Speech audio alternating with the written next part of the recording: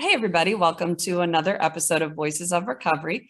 I'm your host, Michele Eich, and this is my book, How to Kill an Addiction, Recovery with God. In this book, I talk about how to go through recovery from all life-controlling issues with God's help, as well as 20 powerful testimonies of real people who have overcome a life-controlling issue. So I'd love it if you check it out. But every week, I interview somebody who has overcome a life-controlling issue, and this week, my guest is Doug. Doug, welcome to Voices of Recovery. Hi, how's it going on? It's Doug Johnson here, and glad to be here. Thank you so much. I So know you're very busy. I've yeah, well, only because we had 8 kids, and most of them are in school right now. I got one napping, and the wife travels quite a bit. My wife's a big pro-life speaker, Abby Johnson, and she's always on the go. And this is kind of our busy season, actually. I Okay. think she left sometime around beginning of September, and I think I'll see her again around Thanksgiving. So that's kind Wow. of how our life is right. Yeah, Right. yeah. So But you are a stay-at-home dad, so Abby can travel. And like you yes, said, you ma'am. have 8 children. So things are a little busy, but I really appreciate you being a guest on our show today. So good to have you. Absolutely. Glad to be here. Glad to do it. Awesome. Well, you have a page called Doug on Tap, and I've been following it for Yes, quite ma'am. some time. I enjoy your posts. I enjoy your perspective. Uh, you have some serious topics. You have some funny topics. Just with the kids, you retired the bike and said goodbye to it, and just funny posts. But you have some very serious things to talk about as well. And recently, you started to share that you stopped drinking. So it sounds Hmm. like you have about 7 months sobriety, and you began Yes. to share that on your page, which I really appreciate. But you being a public figure, there is some risk involved in that. So I wanted to ask you, Doug, what made you decide to come forward with this? Um, yeah, there was definitely some risk, and I don't know if fear is the word. We had to really discern how to share, really in a way that protected me and my family and what my wife did. And I wasn't worried about so much about me or people coming after me. I didn't want people to use uh, me coming out having had a drinking problem against my wife and what she did for a living, and Right, she spoke for the Republican National Convention. She was there on January 6th. She wasn't part of it. She didn't go inside, right. she didn't get tear gassed or anything like that. She was actually having lunch when all that went down in her hotel. But just like so I didn't want my drinking or coming out about quitting or any of that to be just another log for somebody else to throw on the fire, because they'll use anything. The left loves to use any old thing they can against you, Mm, and I can't say I blame them. It's a battle, it's a war. yeah. You know, I just didn't want to like give them something, and so I got with people I trust very much, my wife and her publicist, and other people that I know are very prayerful, very like discern Mm, deeply, and people I just trusted, and we talked about not an angle, but like how do we talk about it, and we were like, so mhm. how do I kind of sneak it in and see how people respond, and because I think it just kind of became such a big part of my identity too. I didn't know how people would really kind of come across with it. And I had kind of stopped talking about my drinking for about a year when I first started my page, Doug on Tap. And the on tap, I guess you could say, was a reference to my passion for Mhm. craft beer and hanging out with the guys and really just kind of and like the on it was a double meaning, like yes, Right. I like beer that comes from a tap, Yeah. and my thoughts coming from a tap, and it was a great little play on words. And so then, like over that last year or so, I just kind of stopped because Mhm. I didn't want that to be my identity, even though that was the time when it was getting worse and worse and worse. Mhm. I guess I kind of acknowledged that my drinking was bad enough that I really didn't want it to be public. I was hiding it in the house, and I was hiding it publicly, and I wasn't being at Wow. all transparent. Mm, And so after I quit, I was like, well, how do I tell my story out there? How do I put it out there that okay, I've quit, and when's a good time to talk about it? When do I know it is stuck? Like, okay, this is mm. now a life changing decision, because there's a difference between like, okay, I'm gonna be dry for a week, or I'm gonna try this out Yeah. for a month and see what happens, and being like, okay, I think this is a life changing decision. I've seen Mhm. the results, and I want to talk about the results. I didn't want to be like, I hate to call it like a baby sober person, like so Mhm. new at it, and then I didn't want to get in over my head either. And that was another Sure. thing with Abby, is like, well, let's make sure like you actually have some experience with this under your belt before Right. you start talking about it so much. And that really did make sense. And so I was like, okay, I put it out, I'm trying to lose weight. And I was. And before I even tried to stop drinking, I've got to get my health under control because of things like COVID. Mhm. And really my weight was way over the top, out of control. I would, I would get drunk and I would eat everything in sight. I was Mm. bored consuming everything I could find. And it Mm. was not just alcohol and food, it was movies, all kinds of, like, I would just play video games. I was doing nothing that a dad should be doing. I was just this lump sitting in a recliner. And so I was wanting to change all that. And then again, so like, I put it out there. Okay, I'm trying. I'm not drinking right now. Just letting y'all know that. Like, so not going to be talking about that as much anymore. And a little bit built it from there and from there. And then so finally around like a little bit before 6 months, I was like, hey guys, I am living a sober life right now. Yeah. And you can expect me to talk about it if you want to leave, if you want to come and go, whatever you want. Here it is. And this is why I'm talking about it, because I just can't live that lie Right. anymore. And we have, Abby and I's success really is kind of built on transparency, Mm. not just our faith in Christ, not just our church lifestyle and having a bunch of kids and her being a pro-life speaker, but really just being as open and honest as possible. And like us controlling the narrative, and there's no way to control Right. it unless you just put it all out there. Yeah, that's You know? good. So Yeah, I that's kind of how it all appreciate. got started.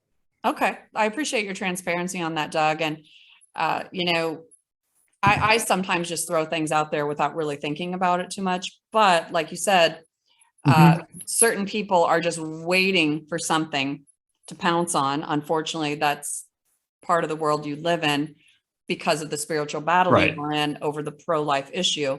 And so just kind of thinking through that, having Abby on board, talking through it, how to approach it. But it sounds like from what I've read on your blog and on your page, that your heart's desire is really to help people but Mm-hmm. that's why I do Voices of Recovery, is because I want to share what God is doing in people's lives, give them hope that transformation is possible. And so even Right. though you're going to get some pushback, you're going to get some negative comments and things like that, the bigger picture is that you're helping people. I haven't gotten a single negative pushback comment, and neither has Abby. Abby hasn't gotten anything, and she hasn't really shared on her page. She has 300 something thousand followers. I have almost 20, and so she hasn't shared much, really said anything on it, and that's on her time too. That's not what her Right. page is about. Mhm. And my page is more the family lifestyle and what we do as a family. And hers is, just very different, Right. like on a grander scale. And so, but no, neither one of us have gotten any pushback. It hasn't come back to bite us in the butt. And honestly, I think we've been pretty smart about the way we've put it out there. Mhm. And I don't think it could bite us in the butt. I think if anybody were to come back at us with any sort of backlash or anything negative to say, it would say more about them than it says about us, and just really kind of where they are in their life, if that makes any sense. So Sure. yeah. I know that But no, it hasn't. that's really incredible. And I'm that's refreshing to hear that. Honestly, that's great. Mm-hmm. But I know that you've gotten a lot of advice from well-meaning people, right? So, try this Mm-hmm. program, this Right. journey. And you've been very kind about it, saying, because you are a public figure, Mm-hmm. what you said, and I like this, you said recovery is not a one size fits all, right? So there are things Right. that work for Right. me, work for you, work for other people. And God has a journey for us as individuals. And if those things really helped you, Mm-hmm. that's fantastic. But for whatever reason, you're choosing not to do that. So I think you handled the people's advice with a lot of class. Right. And I think, and like you said, you wrote this book and you want to put your recovery story out there to help people. And Mhm. yeah, I wouldn't say I'm enjoying, but it's very rewarding when people come to you and message you and be like, hey, I don't know you from Adam, but you've inspired me, and your words really, I'm going to give it a go. I'm going to try a week. I'm going to try a month. And that's what my friends were saying to me. Just try it a week. Just try it this long. And really just trying it a week is hell on earth, by the way. You got to go a lot longer than a week to experience the benefits of being sober. That first week was Very, very tough, very, very difficult. So I suggest people go a lot further than a week. Mm-hmm. But yeah, when I wrote that, like, it's not a one size fits all. I wasn't coming from an experienced person. I'm coming from the perspective of somebody still doing it, like still walking that walk. And like, Right. I feel like I'm past the white knuckle stage and I'm a little past the sobriety high. And now I'm kind of like, okay, now I'm just talking about it, like thinking out loud as I go. And I think people, they come back to me and they're like, wow, this is great. And they're like, I'm 5 months or I'm 5 years. And what's really so much fun about it is people like, oh, it's like looking in a mirror. It's shared experiences. I mean, every experience is unique. And they're like, I was you 5 months ago, or I was you 5 years ago. I was you 30 years ago. And like, and it's wild to talk about that. And people think they're so alone, sitting in their stink and their filth in this horrible situation, and none of us are. None of us are at all. Like we really don't have to feel alone in parenting. We don't have to feel alone in our depression and anxiety or in our abuse, like whether we're being abused or abusing substances. We don't have to feel alone in that. Like we've all got somebody we can talk to, because you never know. Like, and so once you talk about it, you put it out there, people are like, oh, there it is. Somebody else is having the exact same experience as I am. I can talk to them. And that's really kind of the benefit of putting it out there like that. That's good. That's good. We definitely need a community of people supporting us and cheering us on. And of course, we have God with us. So we're definitely not alone with him. So you shared a little bit about how things kind of progressed. And you said, you have 8 kids and, that's a lot. And so it was kind of like that, hey, at the end of the day, when I get the kids to bed, I'm going to reward myself with a cocktail. And not that there's anything wrong with that necessarily, but for certain people, it maybe isn't going to stop there. And it sounds like that's what happened with you, that things kind of continue to escalate from one to many. I hear the little guy coming. Okay. He woke up. Okay. But he'll fall asleep. Again, just that. But Sure. I'll see if he finds me first. Okay. But anyway, yeah. So, kind of going with your question there.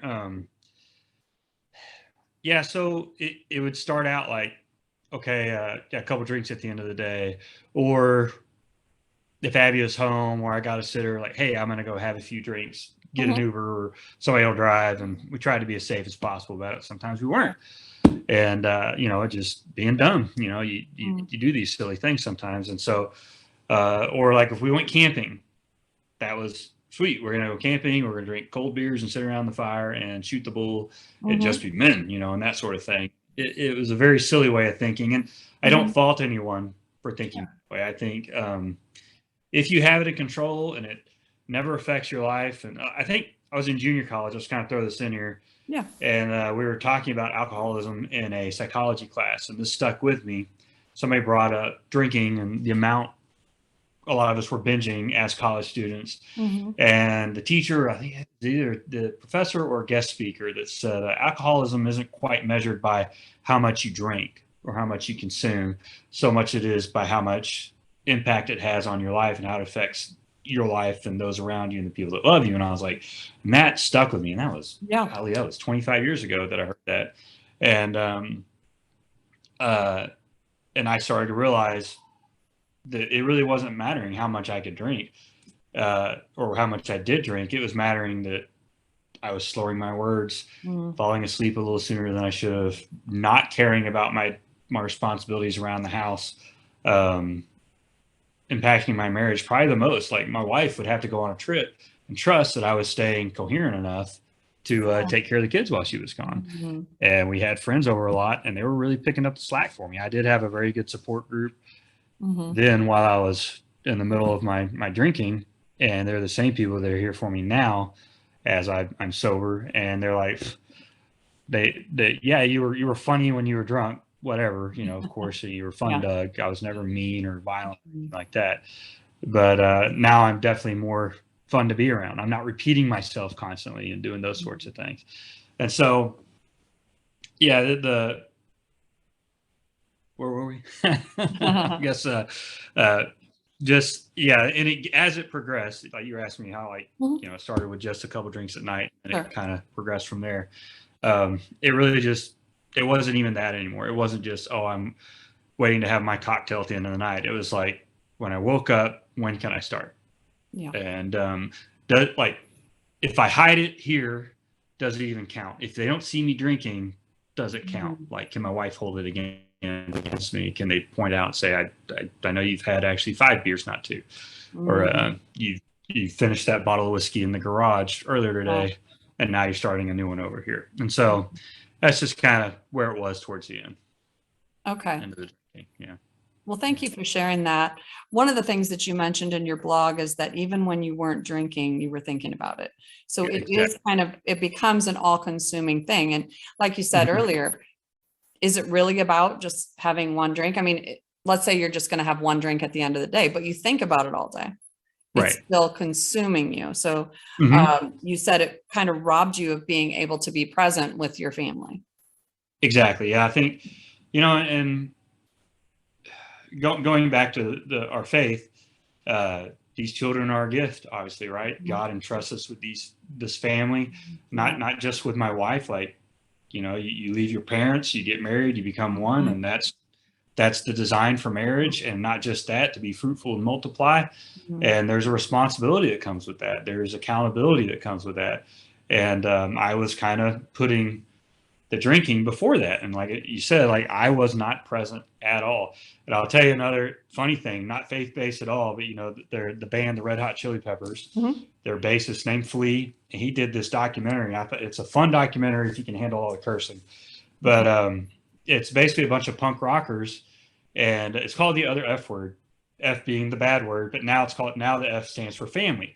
They went Okay. from these punk rockers, rebellious guys, drinking all the drugs and all the Yeah. debauchery, to now they're family. They're family men. And they were talking with Flea. He was sitting at the piano with his daughter, and he talked about what got him sober was he didn't just want to be present, like when he was like, yeah, I'm not going to do drugs on the road and then come home Mhm. and be sober. Mhm. He's like, I had to be sober all the time because what if my kids call me on the road and they need me? And he's like crying as he's talking about this. And like, Wow. I'm crying because I'm watching this. And this was Wow. several years ago while I was still drinking. And I was thinking about Abby being on the road and how she kind of quit drinking. She doesn't drink on the road at all. She just doesn't even like it anymore. And Mhm. so, like, because she was, when she first started traveling, she would get a Bloody Mary on the plane, and she would go to sleep, and it kind of almost became self-medicating. And then she became Mhm. pregnant with our second, with Alex, and that was the end of it. Because then she was pregnant for the next 4 years, and so she couldn't drink. And so it just didn't. It became not a part of her lifestyle. But she is always there for a FaceTime or for a phone call or for whatever our kids need. And Right. so, and that kind of rang true then when I heard Flea say that then, and Mhm. now it kind of rings true. It resonates with me big time now. Being at Yes. home with them is being present, and Mhm. like you said, not even. I'm not thinking about when can I sit down and watch my movie. I'm like, okay, well, my kid needs me to sit. We're going to watch Toy Story 4 times in a row, and we're Right. going to go play Legos in the back. We got these giant Yeah. Legos in the backyard. We're going to go do that. And you've seen I never thought my page of 20,000 followers would become about scooters and sobriety, because that's all I'm talking about. Like, Maybe you and should I rename posted it. that eulogy. Rename it, Yes, not yes, Dog on scooters. Tap anymore. Scooters and Yeah, sobriety. yeah. Or That's seeking. good. I said, scoot and destroy, which is what I said my kid needs. He's whacks everything with a baseball bat, and then he goes and rides a scooter. Aw. But yeah, that eulogy for that scooter Mhm. got over 3,000 likes. That's probably one Yeah. of the most shared, liked things I've ever written of Yeah. all the things I've done. You would think something more serious or even a little more Right. comical, but saying the scooter's head fell off apparently got a lot of laughs, and everybody enjoyed that. But Yes. but that would be. I even posted one day, my gift to the world would be a good sense of humor, because I think we need Right. that. And Oh, we of course, do. somebody else came along and said, "Oh, it'd be salvation, Jesus Christ." I was like, "Yes, thank you, Captain Obvious. I think that's the overall umbrella of Yes. this Right. blog. Like, Yeah. let's have a little fun here. Let's have a sense of humor with Absolutely. things." I agree with you 100%. And laughing is just so good for our soul. And God created us to laugh. So I He love it. does. I mean, look at the duck-billed platypus and all these other I was things he's thinking the famous for. same thing. Duck-billed Yeah, platypus for and sure. giraffe. That's one of my, like, giraffe has got to be his ultimate joke, because how did that happen? Right. What was he thinking there? And I can't wait to ask him when I get that and mosquitoes. What was he thinking? That's You right. know? Well, Mhm. I heard somebody say there are a lot of people employed by the mosquito repellent industry and they would lose their jobs. So there you go. I never even thought about that. Good for them. Yeah. Well, again, in your blog, and Doug, I'm going to use your own words here. You called yourself a high functioning alcoholic, going through the motions and just getting by. Mhm. Wow. That's pretty powerful right there. Yeah. And that's definitely a self-diagnosis. I actually reached out to a friend who's in counseling. My wife, she's a licensed counselor, but she can't be my counselor, obviously, for obvious reasons. But Right. um, She charged too I much. have, yeah. Well, I feel like I should get a freebie here and there. I mean, I am Right. raising the kids and all. Yeah, I do cook the foods. Mhm. Um, I've reached out. I would like to do some one-on-one counseling. I got a few things. Mhm. I don't want to go to AA because I feel like it's a group of people self-diagnosing and Mhm. calling them alcoholics for the rest of their lives. Mhm. And I think it's great for a lot of people. And I've looked at the 12 steps, and I was like, I'm not going to pick and choose like it's a cafeteria, like which ones I want to do. And people Right. have told me I'm accidentally doing them anyway. Mhm. And so, but I do want to get some one-on-one counseling and see, like, because somebody asked me, do you have a drinking problem or a problem with drinking? And I'm like, you're going to have to define both of those. I don't Right. know which one of Mhm. those to pick. And so that kind of helped me realize, again, I'm still in the thick of a recovery journey. Like, Right. I'm not recovered, I'm always recovering. Mhm. And also don't like the idea of, say, 10 years from now, I'm on vacation with Abby and we're sitting in a pool and I decide to have a cocktail and it's one and done and I go on with my life. I don't want that to be called a relapse. To me, a relapse would be like a return to bad behavior. And Right. so, again, like, one size does not fit all. And so Absolutely. I'd hate for that to go home feeling guilty and Mhm. horrible about myself because I had that one drink, because everybody's like, oh, you're an alcoholic for life and you've relapsed Mhm. and that's a Mhm. terrible thing. You made a bad decision. You don't have control. I was like, but I do have control. I had the one and I couldn't do it now. Don't get me wrong. I know Yeah. myself well enough to, Mhm. if I walked in a bar and all the smells came back and the Mhm. music was loud and it was all the things I really enjoyed about that drinking life, I'm going to have a drink. So Yeah. I'm not going back there again. And I'm still in my first year of recovery, right? So I'm about to go on my first hunting trip this weekend Okay. without alcohol. And I'm actually going with one of my best friends, and he's the only male friend that confronted me about my drinking to my face. Mhm. I was Mhm. like, Doug, you got to cut this crap out. You've got a serious problem here. Wow. Because his wife quit drinking, and his wife was the one that kept telling me, like, she's my cheerleader. Like, this couple is my cheerleader. Like, these Mhm. are my biggest supporters. And she bought me a book.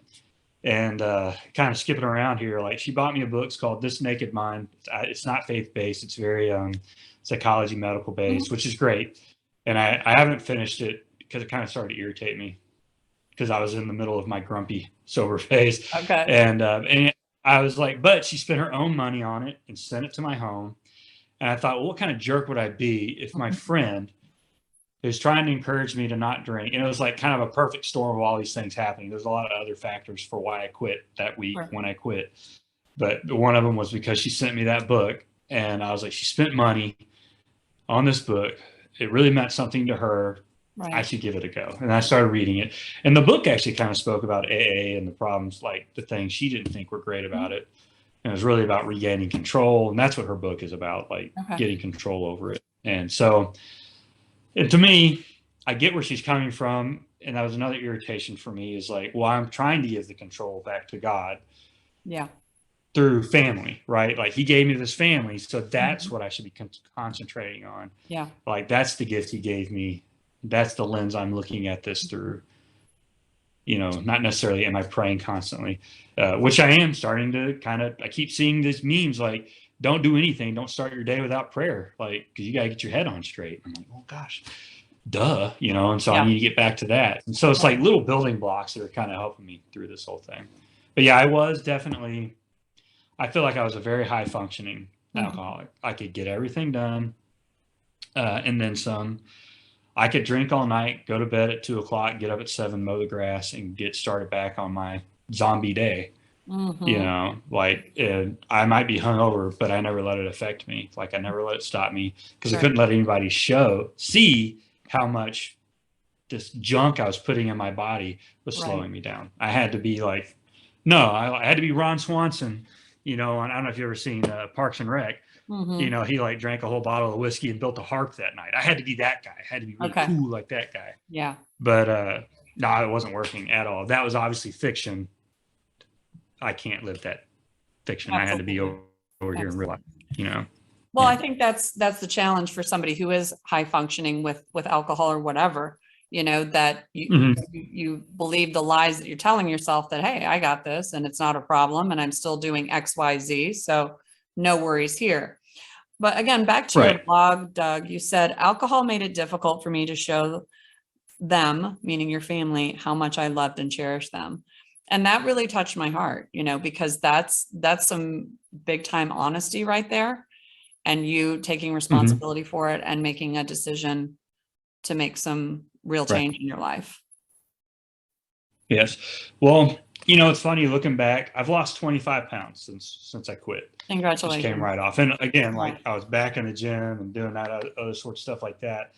And I look back at my face, squinty eyes, swollen face, Mm, flush, kind of palish looking. Like I wasn't terribly approachable, I think, for my kids. Because when I was drinking, I, you know, drink in hand, uh, looking like I'm about to fall asleep a lot. You know, okay. not pass out, but like I was Mhm. very.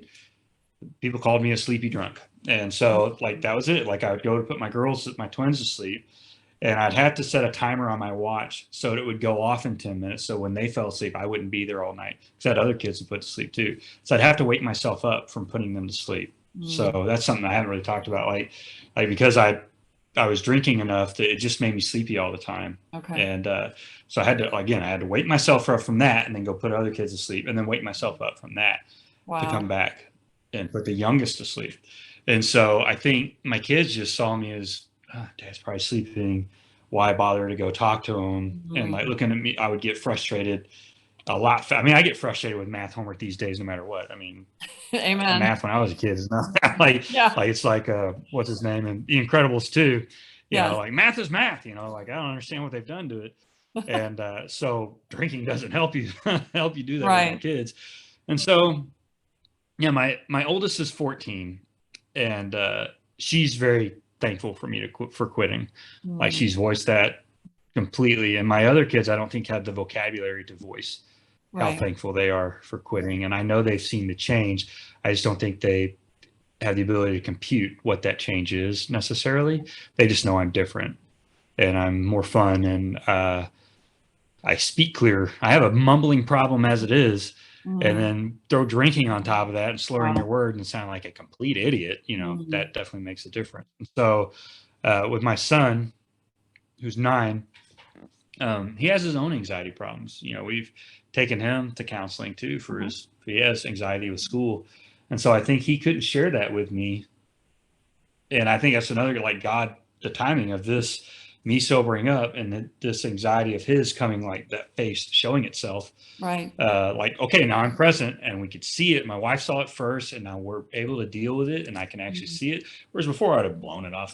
He's just being a kid, Yeah. doesn't want to do his Yeah. work and being a pain in the butt. No, he really is anxious. And that day Mhm. we gave him off from school, again on my page, and I talked about building the shelves with him. I Right. wouldn't have done that if I was drinking. I wouldn't have been able Mhm. to do that. I wouldn't have been able to show him that I'm here for him and that how much I love him and like have that like education isn't just in a classroom. Like it Exactly. happens all the time, like going to the zoo and going on family Mhm. vacations, that sort of thing. So that I would have robbed him and Mhm. myself of that moment if I were still drinking. And so, yeah, that's kind of what I meant by like, I wasn't able to show them how much I love them because I'd have been like, oh, great. My kid's stuck at home with me all day. Well, here's the TV. Let's finish some homework. Dad's going to do a few chores around the house. You can help if Right. you want to. And, you Mm. know, and that same kid, he used to love, and that's the one I talk about in the blog you're Yes. quoting from, that's the same son. He used to love helping me cook, and all of a sudden he just didn't. Mm. And I guess because I'd be like, just let me finish cooking, like Right. because I didn't have the patience Yeah. to let him scrape the eggs or stir this or do that, because I was afraid of them getting hurt too, like in boiling water and Right. gas stove, and I didn't want to be responsible for that. And like they get out the chairs, and that's annoying. Oh, they just bring it to the counter, it makes a bigger mess. I got to clean that up. Now I'm like, bring it on. Let's do that. Like that's Right. like parenting is messy and learning is messy. And so now he can't wait. Like we're gonna make chili tonight together. We actually have plans to get out deer meat that we need to cook before I shoot another deer, and we're gonna make chili tonight. It's gonna be me and several kids, and that had kind of gone away with the drinking, and now it's coming back. So really, that's kind of, I guess, what I meant by that is not being present and being able to like think, oh yeah, that's the stuff, that's their love language is this. So now I can do that and show that to them. That is awesome, Doug. I love it. And I loved when you shared that about your 9-year-old son, because from what I understand from the blog and what you just shared now, before it was kind of like, well, it's on him. It's kind of his issue that he's not wanting to do stuff with me. But then when you made some changes, you were more approachable, you were more fun to be around, and it rebuilt that relationship. Yeah. And you said it benefited both of you. Yeah, I always thought it was just his personality. I just thought it was him. He isn't a terribly affectionate boy. Like, and his hugs are like barely like a pinch, right? Whereas other hugs, it's a big hug. Yeah. But at least now I get my little tiny little pinch hug and from him. And whereas before he never would have done that. You know, and I'm glad to have that. That's beautiful. Yeah. Well, you talked about how the first couple of weeks were hell on earth, that it was very, very difficult, but you pushed through, and I'm sure you relied on your support system, your faith, but there's so much value. There's so much to look forward to. It is definitely worth it. It is not easy. And I feel like people make a change, whether it's alcohol or any life controlling issue, and they get to that tough point and they quit. And so I just want to encourage people today, and I want to hear from you on this as well, that to push through that time, that it's just very, very difficult at first, because there is a light at the end of the tunnel. It is worth it. And it's worth it for your own health and to rebuild those relationships that maybe have suffered because of whatever it is that's going on in your life. Yes. Well, I have a lot to say about it. Like, okay, so I feel like we live in a society that feels like we're entitled to not suffer and to not have our feelings hurt and to not feel bad. And we shouldn't have to work for things. And Abby, my wife, she did an interview with one of the survivors from Columbine. Wow. And he had this attitude of, he, after what happened to them, there was a lot of alcoholism and drug abuse that came, like just the isolation, like everything they saw. Of course, that was very traumatic, but they're entitled to not experience that. I'm not saying they deserve to experience that or anything like that, but it happened. Now you have to heal. And so like that 2 weeks to a month, 2 months, that was very difficult. That's part of it. And you should embrace that. I feel like people should, that you have to feel to heal. Like I was making myself numb to so much.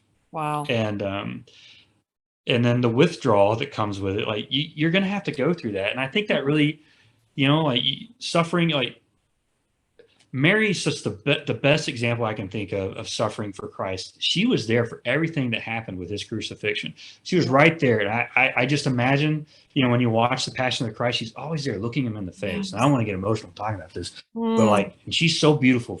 I'm so glad that's in the Bible for us to hear that story, to go through that. And I'm glad Mel made that movie for us to have the visual and to get emotional with Mary watching what happened to her son.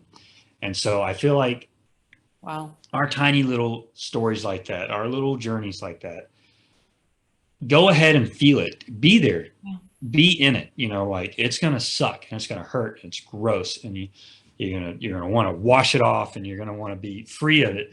But dang it, you're gonna have to like experience it and go through it. You can't just. It's not a magic trick. It doesn't just go away all of a sudden. I didn't just quit drinking and then the next day I woke up feeling great. It felt like garbage for a long time because I poisoned my body. I did that, and I have to be accountable for that poison I put in my body for so long, and just the junk. And it's the same thing with food, pornography, anything. You're going to have to suffer through that for a minute. And that's your cross to bear, and you embrace it, pick it up, be glad Jesus gave it to you, because on the other end, you're going to come out so Right. much better, so Yes. much better off, and you're going to have grown and built this thing. And I didn't want to talk about how much I drank because I didn't want to sound like a braggart, but a friend of me sent me this meme and said, like, God gives you mountains and hills to climb over so people can look and say, like, I did that and you can Yeah. do it too. Like, you lean on your faith, lean on Yeah. your family, lean on your support system, and you'll get it done. And even if you have to do it by yourself with just you and Jesus, it's just you together and you feel like Yes. alone, you're going to get it done. So many Yeah. people have done it. There's so many great stories out there, and people don't appreciate that anymore. People want things handed to them, and they don't look at these stories of hard work and think, like, wow, I could do that too. And you don't have to, like, with Abby leaving the Planned Parenthood and her big story, and like everybody sees her on this big grand stage and thinking, like, oh, I want to be that too, and I can earn that. Well, maybe your reward is just a few face-to-face encounters with somebody. Jesus is going to put the right people in front of you right when you need them, and they're going to hear your story and you're going to help them. It doesn't always have to be thousands upon thousands of people for it to mean something. It can be just you and a person, eye to eye, a conversation like we're having right now. Somebody maybe only 5 people listen to this and one person takes something with them. And that's why God gives us these stories to go out and tell them. Like, was there a better storyteller than Jesus?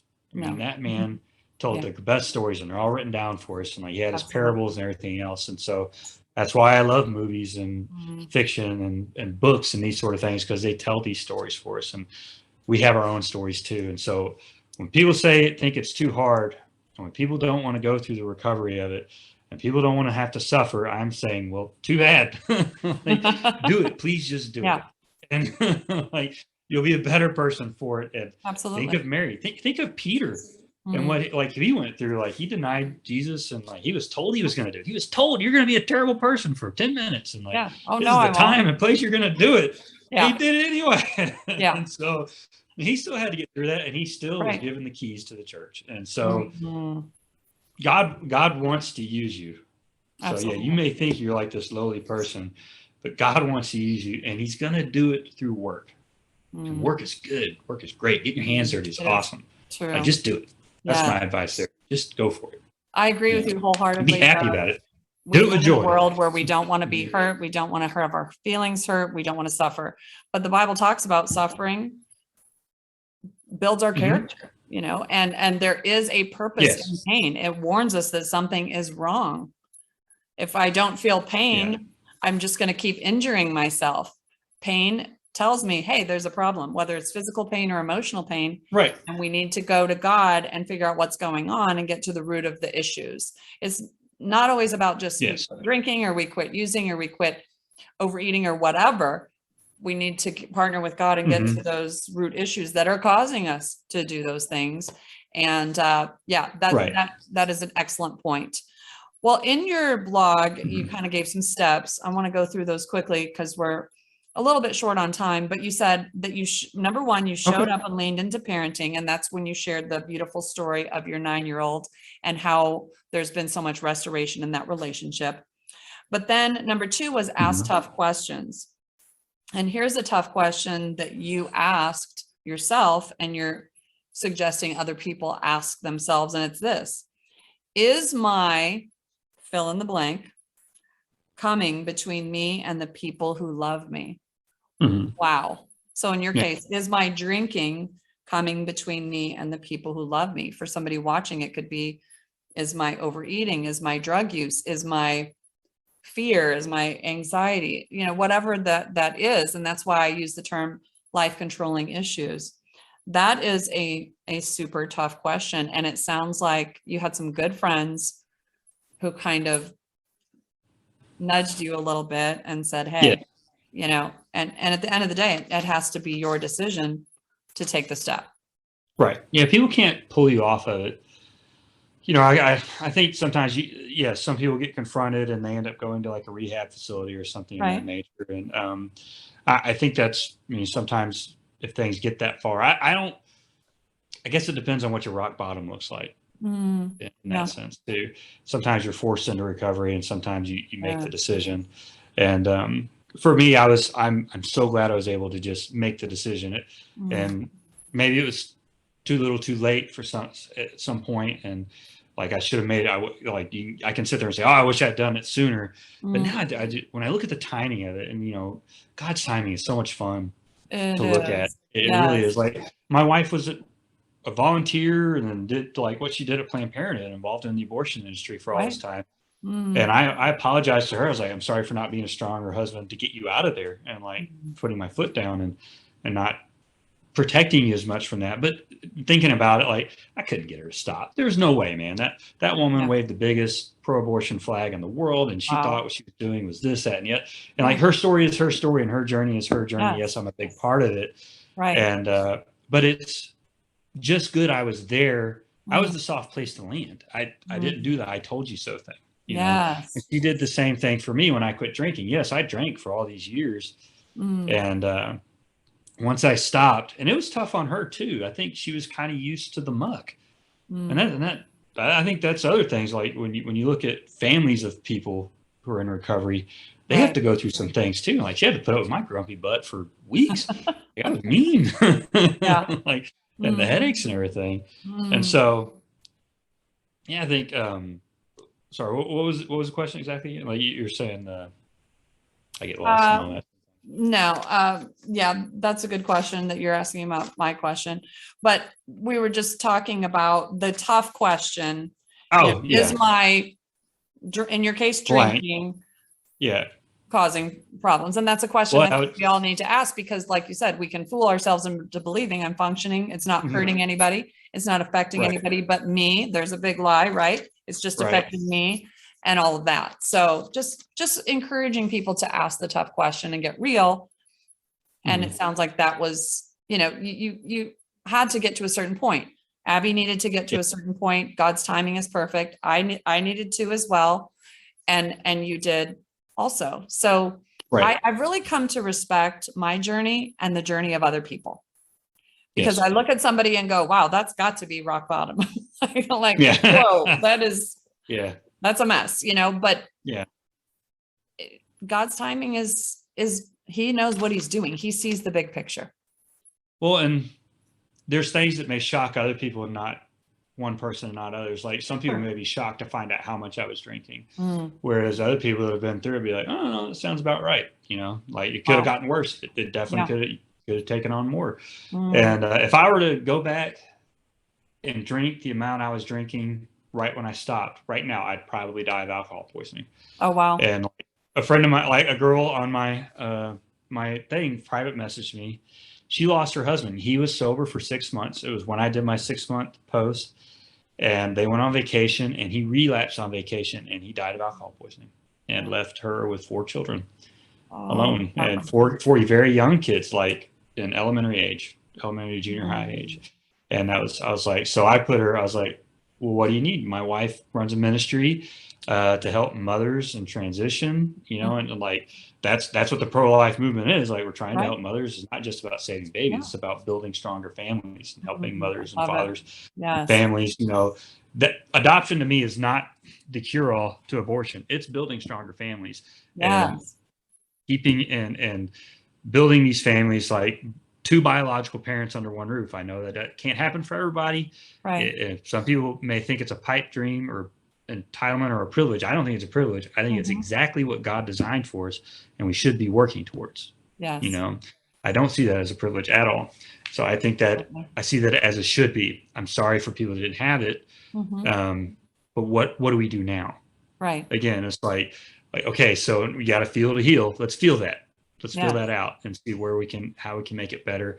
How can, like 3 generations from now, can we get it right? Can we build towards that? And just because it's bad and it happened right now, does that mean we give up and say like, okay, well, everybody's like, do we just work towards worse?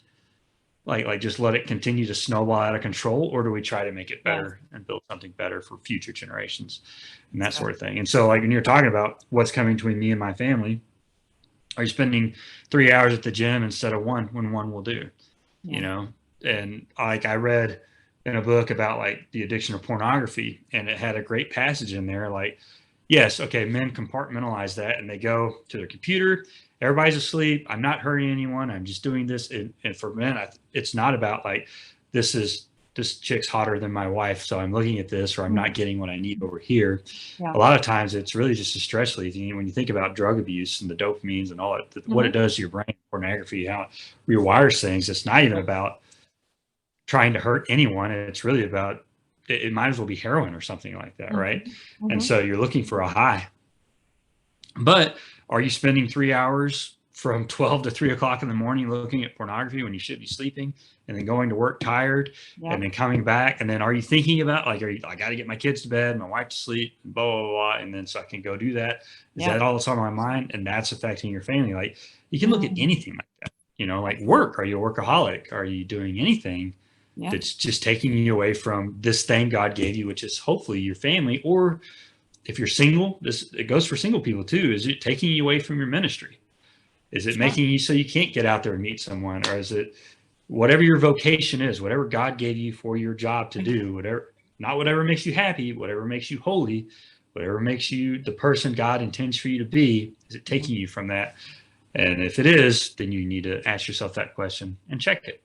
And it's not overnight. Obviously, you can't just change it overnight. It takes work, and also takes confession. You have to confess that. You know what I mean? You have to, and hopefully you want to do it face to face with someone. You have to have an accountability partner, in my opinion. Find someone to hold you accountable and to confess that to, not just through prayer, but confess that to somebody that you trust, and really work on it, really get somewhere. That's so good. Well, there are about 9 different things we could talk about just in that last statement that you made, Doug. But I want to respect your time and wrap things up. And I know the little guy is probably going to be waking up here in a little bit. But one of the things that you wrote in your blog is you said people love a comeback story and they never get tired of hearing good news. And really, that is the mission of Voices of Recovery, to highlight stories like yours, just real people who aren't perfect, because none of us are. But when we're ready to take that step, God is there, and everybody's journey is different. And I just love what God is doing in your life. I love the fruit of what is happening in your family with just better relationships.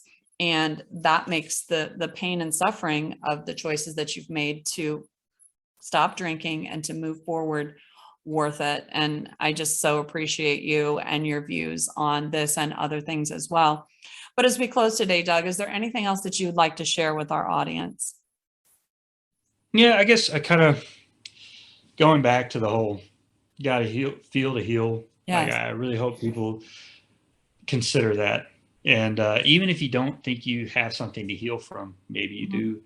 And self-examination is so important, being self-aware, just kind of taking a minute. It's not selfish to look at yourself, like look in the mirror and really kind of do a review on you. And, and maybe look at, even if you just ask somebody you trust, like, hey, like, I'm not even sure how you start that conversation, but like, how do where can I improve? Have I hurt you in any way? Like rebuilding relationships, I in rebuilding my relationship with my kids, I also, so I haven't talked to my biological father since I was 3. I was raised by my biological mother and my adopted dad. I never felt a hole left by that father. Maybe I did kind of growing up, but it's been very much filled. Everything is fine. I don't even consider myself from a broken home, anything like that, because my adopted dad, who I call my dad, filled that role so well, and we have a great relationship. However, I don't feel like I owe him, but I do want to give my biological father an opportunity to say whatever he needs to say to me. I know he's getting older, and I have a couple siblings from him. So I feel like in my sobriety, and he's sober too. He had a horrible drinking problem, and he got sober at probably the same age I am now. So if that's not a sign or a God thing, I don't know what it is. So I'm kind of working on reaching out to that. And so like feel to heal, right? That's a relationship that if it doesn't heal, I'm not I'm not going to be hurting for the rest of my life. But I do feel like there could be some sort of regret if I don't Right. reach out there. So I would say, like, yes, Feel to Heal, that's a big mountain for me to climb. And so, like, pray for me, and I'm gonna pray for everyone else that you find your mountains and you conquer them. So I really Yeah. feel like if you don't think, like, I didn't think that was bothering me. I thought that was Yeah. nothing.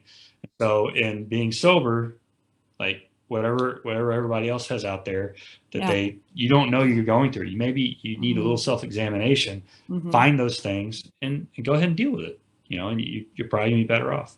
Nothing may come from it at first, but 10 years Mhm. down the road, something might. You never know when those little Right. fruits will pop up, you know? So Absolutely. that's what I I would had a kind good friend say to of, me, do what God tells you to do and leave the results to him. But that's so exactly. good. And bless you on that journey. And I hope that you write about it, because I think that there are a lot of people who follow you, and they're just people in general who have maybe a broken relationship, and that needs mending. And I am one of those people. So I Yeah. look forward to you, if you feel so led, to share that with your audience on your blog and on Doug on Tap. So thank you again, Doug. Really appreciate you. I'll continue to follow you. And it's really been great talking to you today. Thank you for taking the Oh, time. yeah. Great talk. I enjoyed it too. Thank you. All Absolutely. right. And I want to thank our audience for watching this episode of Voices of Recovery. We're creating a safe place where people can go on their journey with God. If you're new here, I'd love it if you give us a like or follow. And if you feel led, share this message out, because I'm sure there's somebody that you know who needs to hear what Doug had to say today. So thank you, Doug. Thanks everybody for watching, and we'll see you next time on Voices of Recovery. Bye-bye.